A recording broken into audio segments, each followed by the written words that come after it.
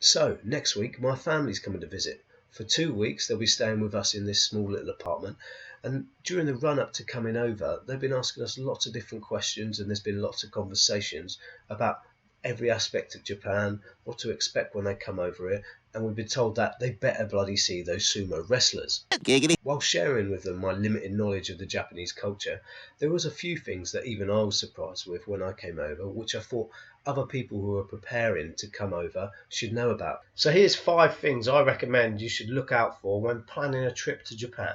Number 1 is the weather. Now stop. I know what you're thinking. You suck, you jackass. I get it. I know you can find out about the weather for the place that you're going to. And I've seen it on Facebook so many times when people post 22 days before they're leaving on holiday, oh, the weather's so hot here, can't wait for my holiday. But I'm not talking about that rubbish. I want to talk about 3 seasons you may not take into consideration whilst planning a trip to Japan. The first one I want to talk about is the typhoon season. This happens between May and October, and the peak of that actually resonates on August and September months, so something to watch out for if you're planning a trip then. Apparently on average the Pacific experiences 25 typhoons, 11 of which go towards Japan and 3 of which directly hit Japan. The further north you go, the weaker the typhoon is, so you're a bit safer.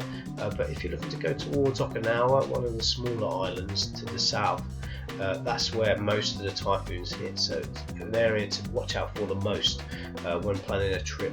Moving on quite nicely from that, we'll go on to the rainy season. This normally happens for about 4 to 6 weeks between the start of June and mid-July. Now obviously you could expect to be carrying around an umbrella for the majority of this period, but for me, when I came over last year for a couple of weeks, I found it quite strange because I found myself with an umbrella and also wearing a t-shirt and shorts, looking like a proper English tourist because the weather was actually really hot and humid during that time as well. You're either going to be soaked from the outside, or if you wear too much you're going to be sweating from the inside. And then the next one to talk about is the hot and humid season. In the summer here, it is hot. We're not talking about the rays from the sun, which are over 9,000 degrees in temperature. But 9,000? There's no way that can be right! And will burn an ex-ginger like me to the ground. We're talking about humidity. So picture this, you've gone to Japan and you're in Tokyo and you want to see all the sights, which is great. There's lots to see. And the tube is the best way to go around the place. So you go down to the tube station, but you don't realise it's rush hour. So you're pushed onto the tube by that guy who does that job. And then you're confronted by Millions! Slight over exaggeration. Hundreds and hundreds of people on the tube, so it's already busy in there. And then times in the humidity factor, you can imagine what it's going to be like. It is a sweatbox, something definitely to watch out for. And that leads me on to number 2, the trains. During your stay in Japan, you're more than likely going to be getting on a train at some point in time. They are massively efficient and really useful for anyone who wants to sightsee different areas in Japan. Just being on the train in Japan gives you the opportunity to see Japanese etiquette up close. There's like a list of unwritten rules that are in place that you must abide by whilst you're on the train. Some of those are like no eating, no drinking, no touching. You must take your bag off if the train is busy so that more people can get on the train. No talking on your phone, etc. In fact, some of the things you're most likely to see on the train is about 1 in 3 people having a snooze while they're sitting down, or nearly every passenger playing games on their phone. Another characteristic of a Japanese train is how busy it gets during the rush hour period. If you attempt to get on the train during that time, you're pretty much guaranteed to be squashed against someone else whilst on the train. Although not so common now, you may be lucky enough to even see some of the station attendants trying to push some of the passengers onto the train so they can be safely on board and get as many people on as possible, and so the train can leave on time. The end result of that is just to be mindful of it. If you have to go through rush hour, that's what you're going to experience, or plan your trip around rush hour rather than hitting those times. Try and get out early in the morning and come back later at night so you don't hit those time periods. Now, talking of trains moves me on to number 3, staring. Now, staring is something that I haven't quite got used to yet. I'm the minority now, so when I get on the bus or the train, there's usually 1 or 2 people that are staring at me. But it does kind of make me wonder, because in England, if one person's staring at another person, Usually that ends in these kind of remarks. If you want some, I'll give it you. You want to do with me? And it does make me wonder what people would be like when they came here.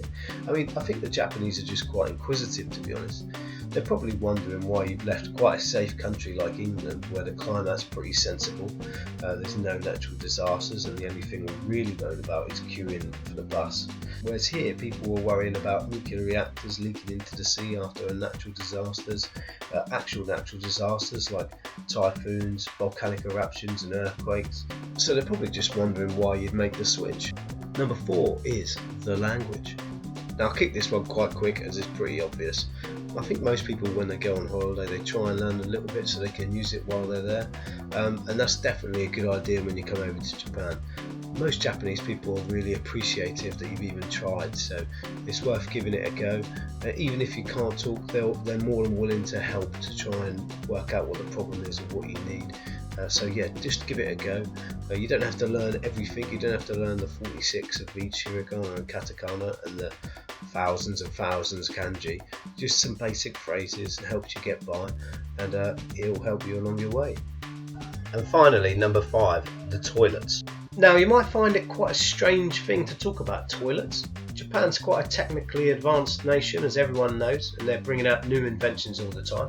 So why would I need to talk about this? To put it simply, there's 3 different types of toilets that you can come across in Japan. 1, the technically advanced toilet, which has a heated seat when you go in, a bidet inside the toilet for if you want to clean yourself up after a especially long session. And there's even a button on the side where you can press it and it plays music to you to help you wee whilst you're in there. So that's the top end, and then you come to number 2, which is your basic toilet, and then there's number 3, the hole. As you can see, it is what it is. Unfortunately, this style of toilet is actually quite commonplace in Japan, especially in railway stations and the parks, etc. So it's something to expect when you come over here. Another thing about toilets in Japan is that they don't appear to have hand lotion or anything like that after you finish the toilet. So I don't know whether you're expected to go around with your own alcoholic lotion, etc. But the majority of public toilets don't have any hand lotion inside, so it's definitely worth taking something with you. And on a side note from that, there is actually a sink area where you can wet your hands after you've finished your business. But actually, after you've wet your hands, the majority of the public toilets in Japan don't have an area to dry your hands. So that's quite a strange experience, because you've filled your hands full of water.